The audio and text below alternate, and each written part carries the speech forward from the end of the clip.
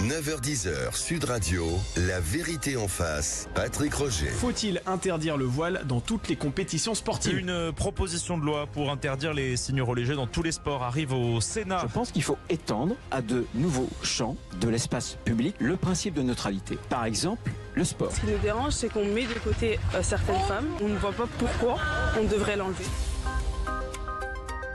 Débat Thomas Guénolé, Elisabeth Lévy sur évidemment le port de signes religieux dans le sport. On va en parler avec cette loi hier du Sénat et puis donc les suites autour de ça. Et puis tout à l'heure aussi, on reviendra aussi avec vous sur les leçons des Américains aux Européens. Est-ce qu'ils ont raison de nous faire la leçon comme on l'a vu en fait ce week-end et puis ça continue. On va voir ça. Bonjour Elisabeth Lévy. Bonjour Patrick, bonjour à tous. Thomas Guénolé. Bonjour. Et les auditeurs aussi qui sont avec nous au 0826 300 300 que l'on a déjà sur ce premier sujet du voile, parce que c'est beaucoup le voile quand on parle des sports religieux. Samy est avec nous. Des sports religieux. Des sports religieux. Des sports, du sport et de la religion, justement. C'est faire des pompes pendant la messe, non, c'est ça ? Oui. Samy est avec nous de Lyon.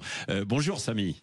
Bonjour Patrick, bonjour Thomas et grand bonjour à Bonjour. Elisabeth. Bonjour Samy. Oui. Qu'en pensez-vous ? Bonjour Elisabeth. Oui. Bah, écoute, écoutez Patrick, je trouve que c'est une très bonne idée, une très bonne initiative de nos parlementaires. Effectivement, si on peut éviter tout déballage des idéologies religieuses sur l'espace public et notamment pendant les rencontres sportives, je trouve que c'est une très bonne idée. Oui, c'est une bonne idée, vous trouvez. Oui. Et Elisabeth ? Moi, ça ne vous étonnera pas, je suis d'accord, mais je voulais répondre à la dame qu'on a entendue dans le reportage. Pourquoi on me demande de l'enlever ? Oui. Alors, je vais vous dire, pour plusieurs raisons. Ouais. Si on était dans un moment où on n'a aucun problème avec l'islam radical et identitaire, qu'il n'y avait pas les frères musulmans qui nous testent une fois à l'école, une fois là, si on voyait pas progresser l'islamisme d'atmosphère, en dehors des questions pratiques, si vous voulez, parlez bien dans le micro, pardon, Elisabeth, on pourrait, mais d'abord il y a cette question de la neutralité. Le sport est aujourd'hui, le sport amateur, le football amateur est aujourd'hui vraiment le terrain, un des terrains favoris des musulmans radicaux, des islamistes qui veulent endoctriner les gamins, qui veulent les séparer des autres. Et donc, à un moment, on doit être ferme. Et donc, la raison qu'il faut dire à cette jeune femme, j'espère demain, c'est parce que c'est la loi. Si vous ne comprenez pas que ce sont plutôt les mœurs, si pour cela, si vous ne voulez pas, si vous voulez pour être pleinement membre de la communauté nationale, renoncer à l'affichage de ces signes, ça à la limite on peut peut-être pas vous l'imposer, mais demain ce sera la loi. Et par ailleurs, je termine en disant que ce qu'elles veulent, en fait, la plupart du temps, c'est pour ça qu'en plus il y a une offensive politique, ça n'est pas jouer au foot ou ceci ou cela, c'est porter le voile. C'est ça leur raison sociale. Les filles qui voulaient porter le voile dans le foot, elles s'appelaient pas les footballeuses avec un voile, elles s'appelaient les hijabeuses.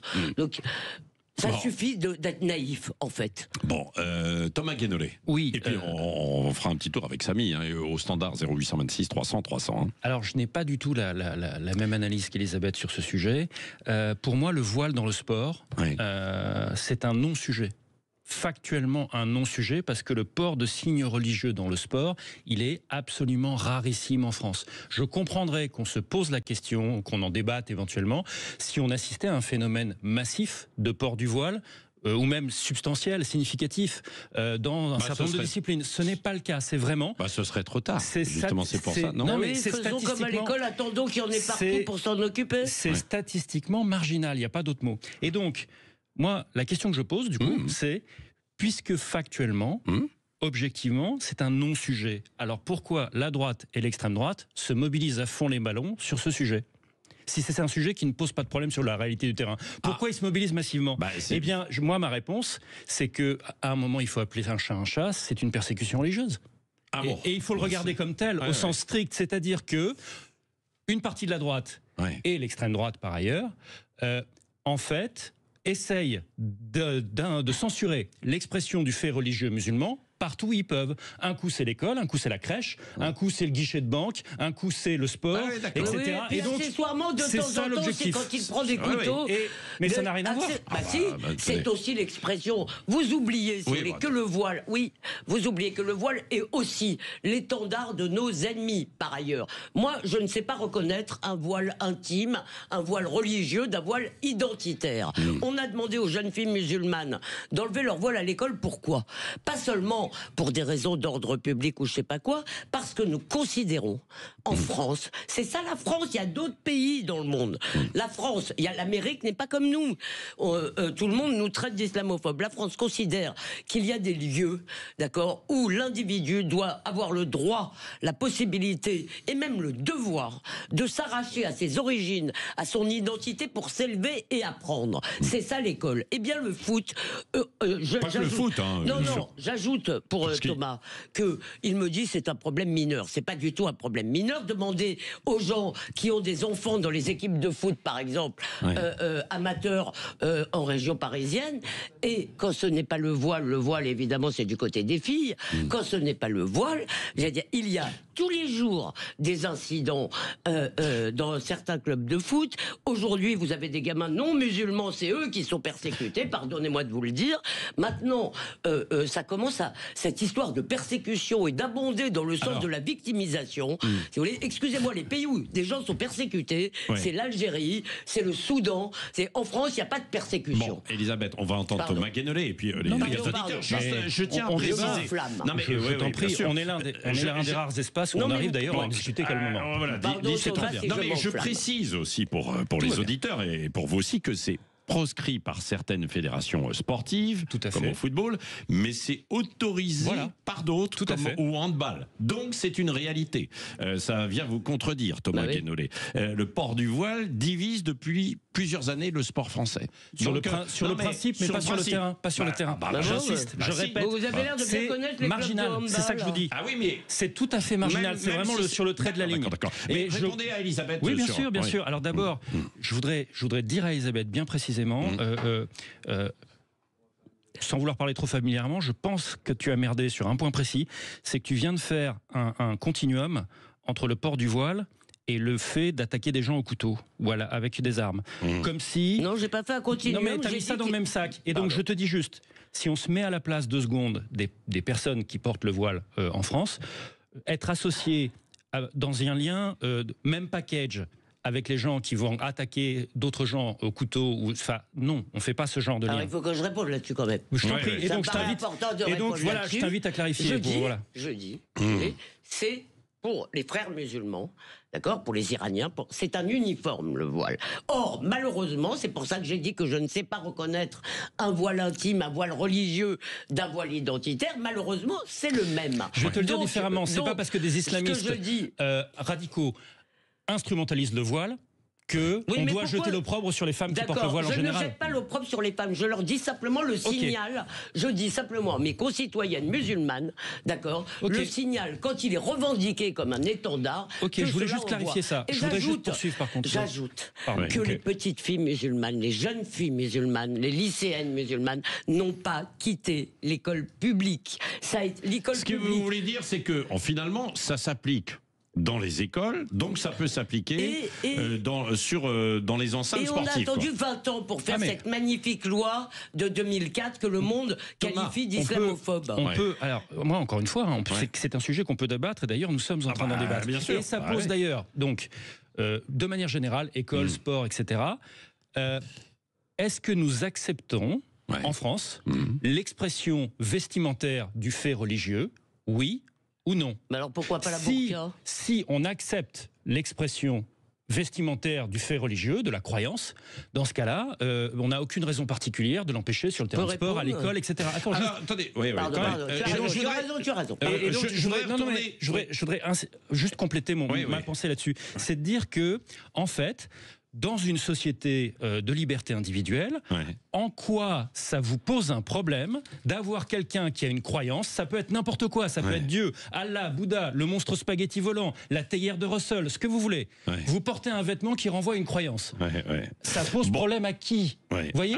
Alors, je retourne au 0826 300 300. D'un mot, Samy, est-ce que vous avez entendu Thomas Guénolé et Elisabeth Lévy? Vous étiez d'une façon générale contre ce port du voile, quoi. Est-ce que là, ça a évolué en l'espace de quelques minutes en écoutant en fait les deux? Non. Et puis je suis désolé Thomas, mais je suis pas forcément totalement d'accord avec vous quand vous parlez de persécution religieuse. Alors pour bien resituation, mes parents sont musulmans, mes frères et sœurs sont musulmans, voilà, nous ça ne nous pose pas de problème. Mais la persécution religieuse, personne ne nous empêche de pratiquer notre foi intime et de croire en Dieu. Donc quand on parle de persécution religieuse, non, ce n'est pas une persécution religieuse. Personne ne m'empêche concrètement de croire en Dieu et de faire mes prières, X fois par semaine ou par jour. Donc personne ne persécute dans la rue ou chez moi. Donc il n'y a pas de persécution religieuse. Et parmi tous ces débats, donc c'est très intéressant, mais moi j'ai une pensée pour les Foued, les Fatima, les Rachida, les Mohamed, pratiquants ou non d'ailleurs, et qui sont un peu invisibilisés, pour reprendre un terme très à la mode, et éclipsés par tout ce brouhaha politique. Mais il faut bien également se saisir du sujet, aussi mineur soit-il. Pourquoi? Parce que moi je comprends ce que veut dire. Non mais attendez, poursuivez Samy, pour que ce soit plus clair dans ce que vous voulez dire, Samy. C'est-à-dire que on peut être français ou pas d'ailleurs, mais maghrébin, pratiquant ou non, et il y a des millions de gens dans cette situation en France. Et je suis triste qu'on ne parle pas assez de ces gens-là, des gens communs, des facteurs, des je sais pas, des architectes, des Samy comme vous, quoi. Hein, et en fait qui s'en foutent de tout ça en fait. Mais malheureusement, comme c'est tendance, et effectivement, et j'ai une culture arabo-musulmane, et j'ai été très amusé quand en France on a enfin découvert tout ce qu'était l'idéologie des frères musulmans, qui est connue dans les pays maghrébins comme l'historique du Rassemblement national et du FN en France. Non, mais bien sûr, il y a. On va pas refaire toute l'histoire mais ce serait une bonne émission à faire. Merci en tout cas, Samy. On va continuer dans un instant. Il y a Tonton Maurizio qui est avec nous aussi en ligne. Tonton Maurizio qui est chaque mercredi soir sur Sud Radio, qui anime les vraies voix du foot avec évidemment avec beaucoup d'autres et qui connaît parfaitement aussi le monde du football, amateur surtout. Et ce qui se passe dans les vestiaires et sur le terrain. Il est avec nous, Tonton Maurizio? Oui, je suis là. Oui, il bouge, je crois. Vous voulez intervenir? Je bouge. Oui, vous allez intervenir dans une seconde, évidemment, mon cher Tonton Maurizio, avec nos deux débatteurs, Elisabeth Lévy, Thomas Guénolé. 9h-10h, Sud Radio, la vérité en face, Patrick Roger. La vérité en face, Thomas Guénolé, Elisabeth Lévy, et vous, évidemment, au 0826 300 300. Je sais qu'il y a beaucoup de réactions autour de ce sujet, des éléments religieux dans le sport. Parce que c'est les éléments, d'une façon générale, même si, évidemment, ça se porte beaucoup sur le voile. Non, mais il y a assez peu de cas qui passent sur les terrains de sport. Vous allez voir. Religieux, on devrait dire des éléments identitaires. Parce que si c'était seulement religieux, bien que ça n'ait rien à faire sur un terrain de foot ou dans un stade, si vous voulez, ça ne nous poserait pas un problème de vivre ensemble. C'est vrai. Voilà. Alors, nous devions parler aussi dans ce débat du mercredi de la leçon des Américains aux Européens. Je ne sais pas si on aura le temps d'en parler parce qu'évidemment, il y a beaucoup de place pour ce premier sujet. Mais on essaiera de conclure tout de même dessus. Nous étions avec Tonton Maurizio. Alors, je le rappelle pour les auditeurs qui arrivent évidemment cette heure-ci que Tonton Maurizio est chaque mercredi soir de 20h à 21h sur Sud Radio pour parler football, les vraies voix du foot, comme il y a le mardi avec toute l'équipe du mardi autour de Philippe David, Manu et Guy Carlier, et puis le jeudi également aussi. Tonton Maurizio, vous connaissez bien parce que vous avez été éducateur sportif, vous êtes très implanté dans le milieu en fait du football, notamment dans les quartiers. Quelle est la réalité aujourd'hui, justement, quand on parle des éléments religieux dans le sport, et notamment, en fait, du voile. Et Elisabeth Lévy disait d'éléments identitaires d'une religion, en plus, Elisabeth. Écoutez, en tous les cas, il y a eu beaucoup de rapports, y compris, je crois, du Sénat, sur l'entrisme religieux. Alors, il y a eu plusieurs chapitres, mais le sport, et notamment le foot amateur, en était vraiment l'un des alors, on écoute Tonton Maurizio, qui va être votre maître, Elisabeth Lévy, parce que c'est un grand bavard aussi, vous allez voir. Tonton Maurizio, Voilà. Bonjour Patrick. Bonjour tout le monde. Je suis aux antipodes d'Elisabeth Lévy. J'en étais sûr. Je suis à l'autre bout du monde d'Elisabeth Lévy. Elle dit n'importe quoi. Elle ne sait pas. Elle parle du foot amateur. Elle ne sait pas de quoi elle parle. Elle ne sait pas de quoi elle parle. Moi, je suis dans le foot amateur. La religion.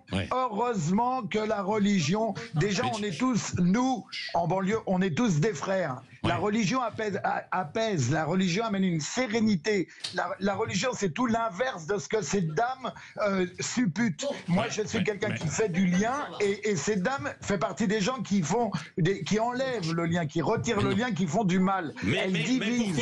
Mais alors pourquoi Mais il n'y a aucun problème avec le voile. Il n'y a aucun problème avec la religion. On prie. Les frères musulmans, ils prient dans le vestiaire, ils prient dans les stades. Ça ne pose aucun souci. Arrêtez de stigmatiser. C'est faux. Vous développez un faux truc. C'est faux, c'est faux, c'est du racisme déguisé. Elisabeth Lévy a des propos qui sont monstrueux. Elle en arrive à parler, Patrick, elle en arrive à parler du Soudan. On marche sur la tête ou quoi? Alors, tonton Maurizio, je comprends pas en fait votre raisonnement parce que vous dites que la religion, au contraire, est dans les vestiaires, déjà arrivée dans les vestiaires. Mais bien sûr. Et alors, donc il est où vous le problème? rejoignez. Et c'est pour vous, c'est la pas un problème. religion est quelque chose de Patrick. Là, il faut remettre l'église au centre du village. La religion est quelque chose de positif. C'est quelque chose de positif. J'ai 58 ans, ça fait... Non mais, attendez. J'ai 58 ans, ça fait 58 ans que je prie. Et alors? Parce que j'étais chrétien, ça ne posait pas de problème. Parce que maintenant, les musulmans sont pris dans les vestiaires. Est-ce qu'on se signe, nous, quand on rentre sur un terrain, les chrétiens? Oui. En Italie, tout le monde se signe. La religion est omniprésente. Et ça pose pas de problème. Pourquoi ça pose problème ici? Pourquoi on soulève un faux truc qui est relié?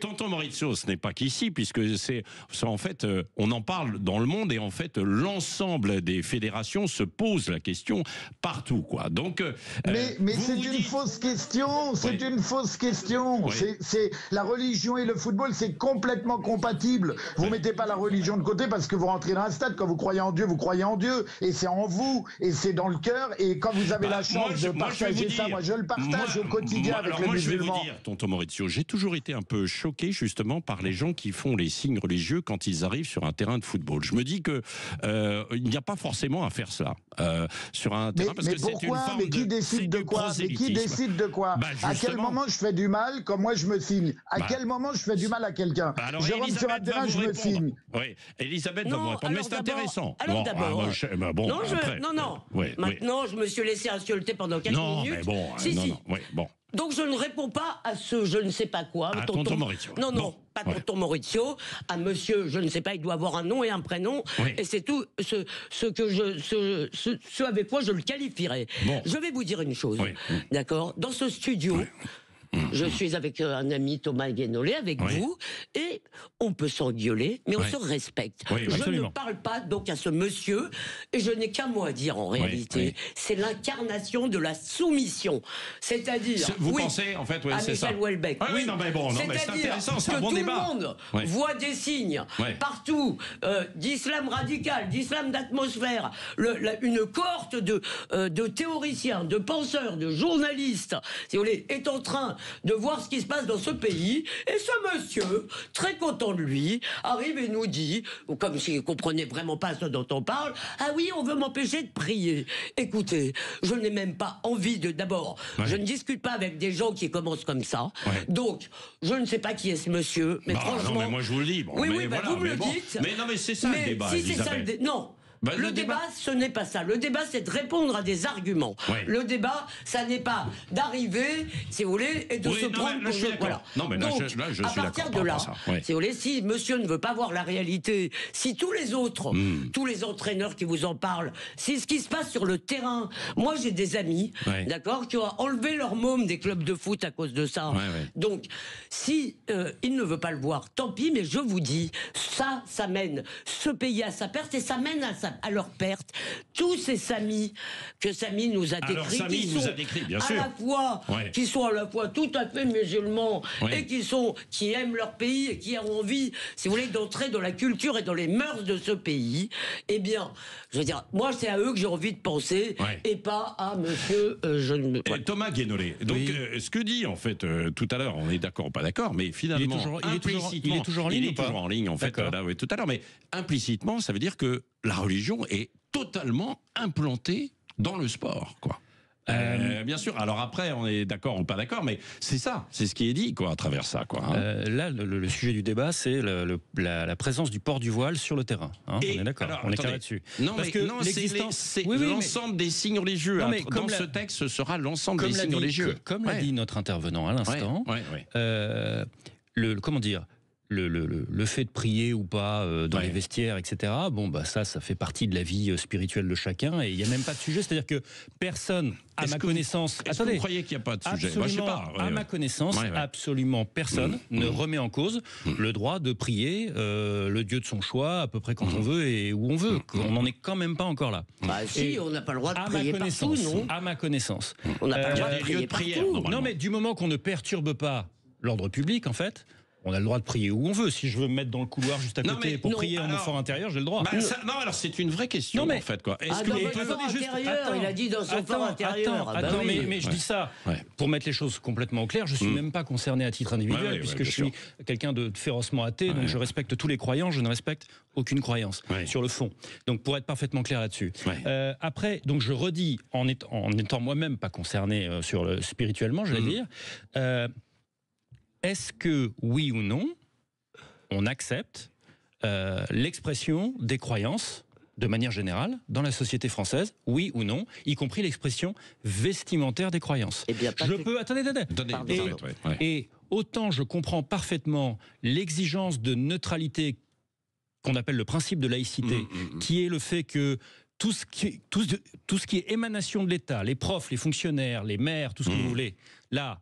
aucun signe religieux distinctif, je peux comprendre ça, ce devoir de neutralité de l'État, autant l'idée qu'il faille que la population soit nécessairement neutre dans l'expression vestimentaire de la foi, j'avoue que je ne vois pas l'utilité, je ne vois pas le besoin. Je vous le dis franchement. Et encore une fois, je vous dis pas ça dans une démarche prosélyte de je ne sais quoi, puisque je suis moi-même athée. Vous voyez ? Donc, Elisabeth, non mais c'est intéressant, évidemment. Ça dérange qui ? Alors je vais vous dire. D'abord, si vous voulez, on ne peut pas dire que, sur le sujet, on ne peut pas dire que chacun fait ce qui lui plaît peut être le seul code de la société. Ça ne fait pas une société. Moi, mon string et toi ta burqa, ça ne fait pas une société. Et en réalité, dans les sociétés où on essaye de le faire, ça marche de moins en moins. Ça s'appelle le multiculturalisme. Tous les mœurs, toutes les cultures sont à égalité. Là, je veux vous dire que je ne parle pas des religions. Je parle des expressions culturelles, identitaires. Il me semble que dans l'espace public notamment, mais si vous voulez, c'est ce qu'on appelait l'assimilation. Il doit y avoir une culture dominante, une culture de référence qui ne suppose pas d'abandonner tout le reste. Si vous voulez, les Juifs ont parfaitement fait cela en quelque sorte, où l'on fait plutôt sans trop de douleur. Vous abandonnez peut-être un peu dans l'espace public, mais vous entrez dans le bain général. La laïcité, ce ne sont pas seulement des règles. Je suis pas d'accord avec votre interprétation de la règle, mais c'est pas ça. La laïcité, c'est un esprit, un état d'esprit qui nous dit, dans l'espace commun, il y a un espace commun où chacun s'arrache un peu à son groupe, chacun s'arrache à ses origines. C'est pour ça qu'en France, nation non ethnique à laquelle tout individu peut s'agréger, tout individu peut prendre part, eh bien, on a une conception particulière. L'esprit laïque, c'est une certaine discrétion dans l'espace public. Je ne jette pas mes croyances à la tête des autres. Mais c'est pas complètement absolu, parce que, par exemple, l'esprit laïque, c'est aussi le droit au blasphème.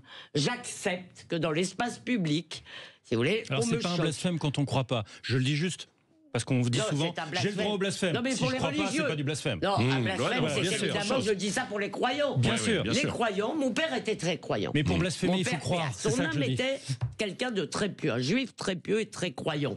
Il devait malgré tout, on avait beaucoup de discussions d'ailleurs, il n'était pas d'accord toujours avec moi, mais il devait accepter que dans l'espace public, eh bien, il entende des choses qui le choquent. Et enfin, je termine, on n'accepte pas toutes les expressions de toutes les croyances. Si quelqu'un arrivait en vous disant ma croyance suppose de sacrifier des enfants le matin, vous ne le diriez non. Donc, non, mais c'est juste, je vous prends un exemple absurde. Mais ça ne s'applique pas au port du voile, vous voyez. Le port du voile n'est pas un rituel sacrificiel. Je vous prends un exemple absurde. Vous me dites, est-ce qu'on accepte l'expression des croyances? Non, pas de toutes. Pas toutes. Et par exemple. Et on les interdit selon quels critères? Nous avons interdit la burqa. Pour certaines personnes, la burqa est l'expression d'une croyance. Mais. Peu m'importe ce qu'elles ont dans le fond de leur cœur, moi ce que je vois c'est l'aliénation d'une femme mise en cage. Eh bien, je ne veux pas qu'on m'afflige ce spectacle. Si vous voulez réagir, 0826 300 300, c'est évidemment toujours un peu tendu, mais c'est parce qu'il y a des échanges. Bon, il faut, je le dis en fait pour les auditeurs aussi qui nous appellent, il faut être respectueux des uns des autres. Et chacun peut démontrer et mettre sur la table des arguments. En revanche, sans s'en prendre en fait aux personnes, surtout pas. Ça, je ne l'accepte pas et je ne l'accepterai jamais sur l'antenne. Bien sûr. Bon, on fera un conclave. Avec Elisabeth Lévy, tonton Maurizio, je ne sais pas. Enfin, on verra. 0826 300 300, vous voulez réagir évidemment autour de ça, autour de ces signes religieux dans le sport et puis plus généralement d'ailleurs, ça nous emmène dans la société en fait. Oui. C'est intéressant, la vérité en face. 9h-10h, Sud Radio, la vérité en face, Patrick Roger. La vérité en face, avec finalement les deux sujets qui se ressemblent un tout petit peu, que nous devions aborder ce matin. C'est-à-dire, faut-il interdire le port du voile dans le sport? Est-ce qu'il faut l'interdire? Et puis les signes religieux. Et puis la leçon des Américains qui, ce week-end, nous ont fait la leçon, notamment sur la liberté d'expression. Jusqu'où ça va, la liberté d'expression? Et est-ce que, par exemple... Thomas Guénolé et Elisabeth Lévy, et vous au 0826 300 300. Est-ce que finalement, porter le voile, des signes religieux dans des enceintes sportives comme ailleurs, c'est une forme de liberté d'expression? Bah oui, enfin moi c'est ce que je pense. C'est-à-dire que là-dessus, de manière générale, c'est la question que je posais tout à l'heure, et c'est vrai que là-dessus on a un désaccord, c'est-à-dire... est-ce qu'on accepte ou pas l'expression des croyances religieuses, y compris par voie vestimentaire, dans la société française, oui ou non? Et si on ne les accepte pas, je veux qu'on m'explique pourquoi. C'est-à-dire en quoi ça nous gênerait que quelqu'un porte un voile, un turban, n'importe quoi, même un micro sur la tête, parce que voilà, c'est mes croyances. Non mais ça peut être n'importe quoi, c'est ça que je veux dire. Ce sont des croyances. On n'est pas dans un domaine de rationalité, on est dans un domaine de foi. Si quelqu'un souhaite exprimer par voie vestimentaire qu'il adhère à telle ou telle, de mon point de vue, légende... oui, ça c'est légende. Alors, il y en a pas. Non, mais il y en a qui croient que c'est vrai. C'est la définition de la foi. Je suis d'accord, je comprends ce que vous dites. Et donc, à partir de là, en quoi ça nous dérange? Ça fait du mal à qui?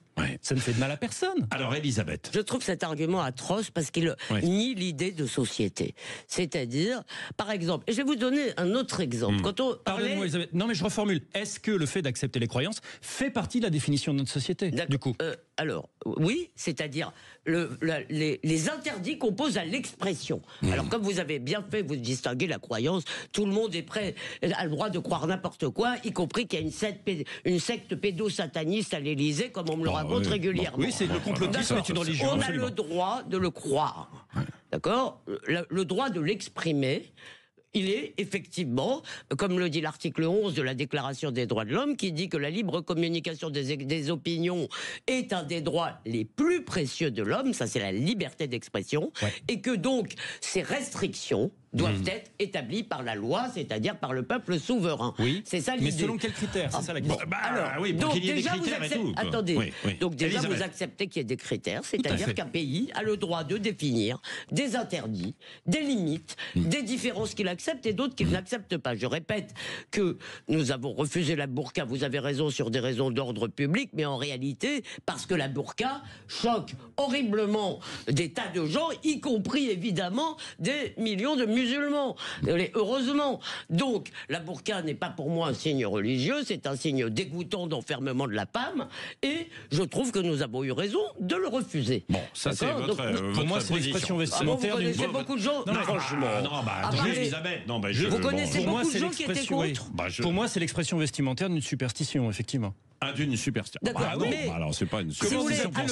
Comment vous appelez le fait de croire une société a le droit de définir des règles, d'accord, de se donner collectivement des règles, et elle a le droit de vouloir que ces règles correspondent, disons globalement, à un état général des mœurs. Si vous voulez, de la même, bon, évidemment, par exemple, le statut d'égalité des sexes nous paraît quand même être un peu consubstantiel de notre espace public. Maintenant, pour finir sur la question du voile, il faut aussi effectivement arbitrer entre des libertés qu'on peut, et je veux dire les restrictions aux libertés, il faut les sous-peser. C'est pour ça que je suis pour l'interdiction à l'école, pour l'interdiction dans le sport et contre l'interdiction dans la rue. Je pense que dans la rue, je veux dire, les gens ont le droit de se balader, les femmes ont le droit de porter un voile. 0826 300 300, Thomas et Elisabeth. Et j'ai le droit de le critiquer. C'est Pascal qui nous appelle de Bayonne. Bonjour Pascal. Oui, bonjour. Bonjour. Écoutez, vous savez, moi j'ai 65 ans. Il y a quelques années où j'ai vécu avec, à l'école notamment, avec tout un tas de jeunes qui étaient à la fois musulmans, juifs, chrétiens, et on avait tous des petites représentations à l'intérieur de nos t-shirts qui valaient effectivement une valeur religieuse. D'ailleurs, j'ai un ami, un copain qui était juif. Je ne savais pas qu'il était juif et pourtant il avait la Magen David. À un moment donné, quand on a fait du judo, je me suis aperçu qu'il avait ça, alors que normalement, c'était un petit peu dangereux et normalement il aurait dû la quitter. Mais ceci dit, c'est là où effectivement j'ai vu qu'il était de confession juive. Et alors, je l'ai découvert comme ça. Pourquoi éventuellement porter quelque chose? On voit bien que quelque part, depuis un certain nombre d'années, on nous impose politiquement, et ça c'est clair que c'est une façon politique de se représenter. Vous pensez, oui, c'est ça. Vous pensez que effectivement, comme Elisabeth Lévy, alors en fait que c'est moi c'est Berkeley, parce que les petites croix, la main de Fatma, tout ça, ça ne me gêne pas. Non, mais sur d'autres, sur les signes ostentatoires, c'est ce que vous voulez dire, Pascal, quoi. Attendez, non, mais Pascal. Pardon. Oui. Oui, je disais que elle a raison sur plein de plans, parce que je l'écoute depuis un certain nombre de temps, que ce soit sur CNews ou chez vous, eh bien, elle s'offusque de plein de choses sur lesquelles la France ne veut pas prendre ses responsabilités. Et on en est là. On est en train de discuter depuis X temps sur les incroyables choses qui se passent en France depuis quelques années. On n'en peut plus. On n'en peut plus. Il y a du bon sens, et ce bon sens a disparu de la tête des gens. Alors, je ne sais pas ce qu'on apprend maintenant à l'école, mais quand même, on apprend normalement tous supposer quelque chose qui est à peu près identique. Et là, on se retrouve avec des divergences incroyables. Alors moi, je suis d'accord, je suis pour les divergences. Mais là, on ne peut plus vivre ensemble. C'est plus possible. Alors que vous interrogiez à l'époque un musulman, il était tout à fait content de vivre sans forcément avoir un pot de fleurs sur la tête. Enfin, c'est quand même incroyable, quoi. C'est ce que...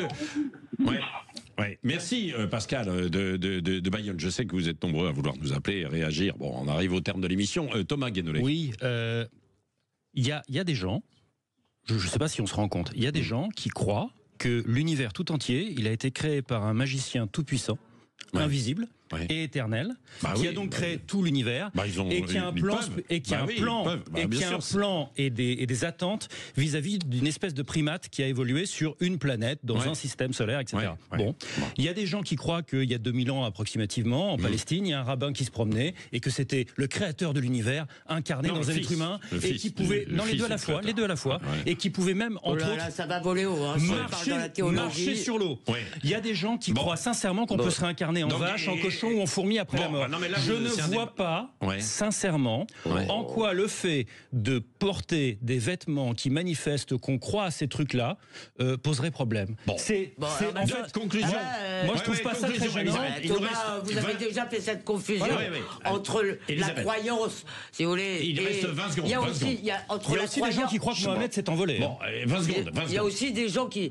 vous venez de refaire cette confusion entre la croyance et son expression. Et par ailleurs, vous faites comme si, depuis au moins 20 ans, il n'y avait pas un phénomène politique, social et culturel que même le président a fini par voir, puisqu'il a appelé ça le séparatisme, une contre-société islamiste menée, encouragée par les frères musulmans, qui pèse aussi sur des milliers de musulmans. Moi, j'en connais plein qui me disent on se plante pendant.